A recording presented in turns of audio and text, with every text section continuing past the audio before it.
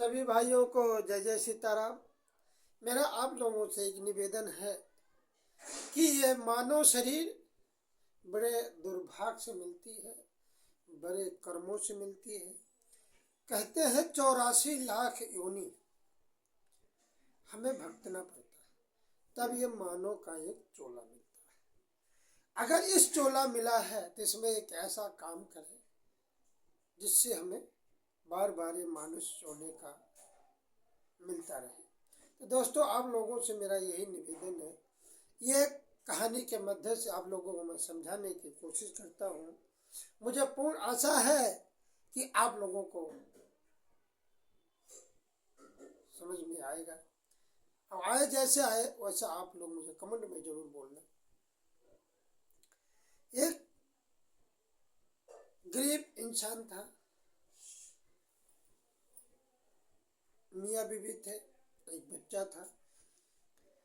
तो डेली वो परमात्मा के नाम पे कभी लकड़ काट के बेच के ला के पेट पालता था, कभी इधर उनके घर से काम करके ला के बच्चों के पेट पालता था।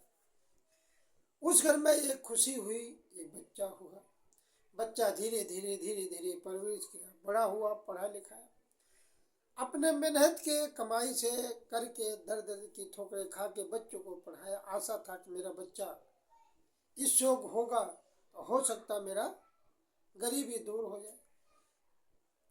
बच्चा पढ़ लिख के एक सरकारी नौकरी में पेपर दिया और उस पेपर में पास हो गया। बच्चा सरकारी नौकरी पाया, घर पे आके अपने मम्मी पापा से कहता है कि पापा पापा मैं आज सरकारी नौकरी पा गया। तो माँ बाप बहुत खुशी होते हैं, माँ बाप बहुत खुशी होते हैं।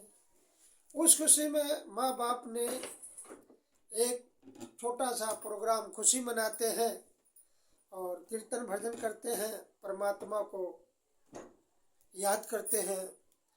तो उसे याद करते समय परमात्मा को शायद ये स्वीकार नहीं था। बच्चा को एक छोटा सा बीमारी लगती है, बीमार होता है। उस बीमारी को बच्चों को लेके माँ बाप दोनों अस्पताल जाते हैं। जरा अस्पताल में जाते जाते समय लेट हो जाता है। अस्पताल सरकारी होता है, उसमें ओपीडी का टाइम पूरा हो जाता है। जैसे पहुँचते हैं, डॉक्टर और नर्स सब वहाँ से उठ के तैयारी करते हैं। इतने में पहुँचते हैं, बहुत विनती करते हैं, रोते हैं, बिलखते हैं कि मेरे बच्चे को बचा लीजिए, मेरे बच्चों को बचा लीजिए। जहाँ पर्ची बनती वहाँ पहुँचते हैं तो पर्ची वाले बोलते भैया मेरा टाइम तो ख़त्म हो गया, डॉक्टर बोले हैं कि इस ओपीडी के बाद किसी मरीज का पर्ची नहीं बने। फिर डॉक्टर पास जाते हैं, रोते बिलखते हुए बड़े विनती करते हैं, पाँव पकड़ते हैं। डॉक्टर बेअहमी करके एक भी नहीं सुनता, उनको धक्के मार के गेट के बाहर कर देता। तक मेरा टाइम पूरा हो गया है, अब मैं नहीं देख सकता, तुम किसी और अस्पताल में जाइए, इसको दिखा दीजिए। वो माँ बाप पे ऐसी टूट पड़ी थी, इतने परेशान थे बेचारे, बहुत विनती करते, बहुत हाथ पैर जोड़ते हैं, पर डॉक्टर और नर्स जो है उनको दया नहीं आती है। फिर माँ और पिता दोनों बच्चों को गोद में लेते हैं, बाहर लेके आते हैं, दूसरे अस्पताल को रवाना होते हैं। वहाँ जाते जाते उनको लेट हो जाता है और बच्चा जो है प्राण त्याग देता है। जिस समय डॉक्टर के पास दूसरे अस्पताल में पहुँचते हैं, जब डॉक्टर नस पकड़ के देखते हैं तो डॉक्टर जी कहते हैं सॉरी, आपको आने में लेट हो गया। माँ बाप फिर बिलख बिलख के रोते हैं, बहुत प्रार्थना करते हैं कि डॉक्टर साहब एक बार चेक कर लीजिए, ढंग से चेक कर लीजिए, कहीं हो सकता है सांस कहीं किसी किनारे रुकी हो।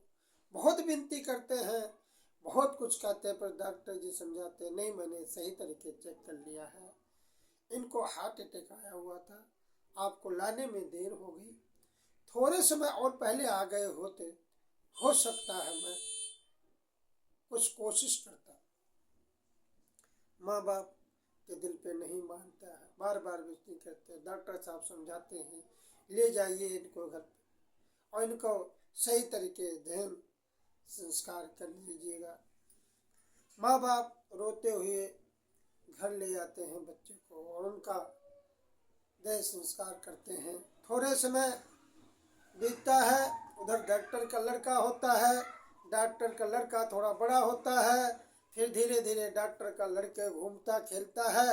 इतने में एक जहरीला सांप जो है डॉक्टर के लड़के को काट लेता है। डॉक्टर जी इधर उधर लेके दौड़ते हैं तो रास्ते में एक किसी ने व्यक्ति ने बताया कि एक सफेरा है जो वो सांप काटे हुए को झाड़ा फूंक लगा के ठीक कर देता है। डॉक्टर साहब जी को लेके जैसे उस घर में पहुंचते हैं, जिस बाप के सामने पहुंचते हैं उस बेटे को डॉक्टर ने नहीं इलाज किया था उसी घर में। जब वो देखते हैं डॉक्टर साहब कि मैंने इसके बेटे को तो इलाज नहीं किया, ये मेरे बेटे को क्या इलाज किया। डॉक्टर बहुत घबराते हैं, बहुत अफसोस होता है कि मैंने तो बहुत बड़ी गलती कर दिया, अब देखिए क्या होता। वो भी पहले सफेरा मना करता है, नहीं जी मैं तो नहीं देख सकता क्योंकि तुमने ही मेरे बेटे का हत्यारा हो। अगर तुम सही टाइम पे मेरे बच्चे का इलाज कर देते तो मेरा बच्चा ठीक हो जाता। फिर परमात्मा में ध्यान लगाते, परमात्मा कहता नहीं भाई ऐसा नहीं होता है, तुम सत्य मार्ग पे हो, सत्य काम करो, अपनी न्याय करो, देखने देने वाला सफलता तो वो ईश्वर बैठा है, तो अपना कार्य जिस कार्य के लिए आए वो कार्य करो।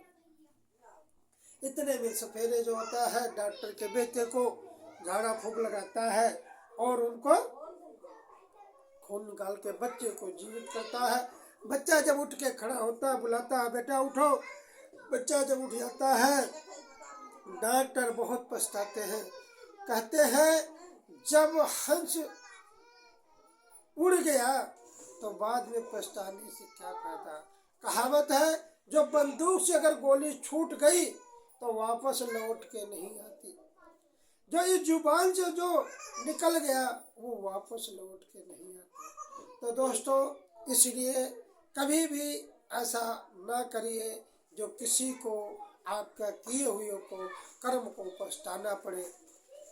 ये मानव शरीर बहुत दुर्भाग्य से मिलता है और इसको अगर हम सही जगह ना लगाए, गलत जगह यूज कर दिए हैं तो पूरे जीवन में कई जन्मों तक पछताना पड़ता है। डॉक्टर बहुत बिलख बिलख कर माँ बीवी दोनों रोते हैं और बार बार उस व्यक्ति से माफ़ी मांगते हैं, शायद मैं आपके बेटे को अगर इलाज टाइम से कर दिया होता तो आज आपका बेटा यहाँ जीवित होता। बहुत पछतावा होता है। उन दोनों मियाँ बीवी बेटा संकल्प लेते हैं आज के बाद अगर 24 घंटे में कोई भी मरीज अगर हमारे पास आता है, निस्वार्थ हम उनका तन मन धन से सेवा करेंगे। दोस्तों आप लोगों से मेरी यही गुजारिश है कि ये मानव शरीर बड़े दुर्भाग्य से मिलती है, आपको मिली है। अगर हमारे से किसी का उपकार हो जाए तो बे सोचे समझे उस कार्य को कर देना। कहते हैं कि कर्म से बड़ा कोई दान नहीं है, कर्म से बड़ा कोई दान नहीं है, कर्म जिसने किया वही नाम कमाया है, कर्म जिसने किया वही नाम कमाया है। इसलिए दोस्तों ये इस शरीर को बड़े दुर्भाग्य से मिली हुई है, इसको अच्छे जगह यूज करना ताकि हमें 84 लाख योनि का गोता ना खाना पड़े। आप लोगों से मेरे हाथ जोड़ के ही निवेदन है, सत्य मार्ग पे चलना, सत्य ही अपनाना, झूठे का सहारा मत देना, सत्य का सहारा देना। तन से प्राण निकल जाए पर वचन ना खाली जाए। जय जय सीताराम।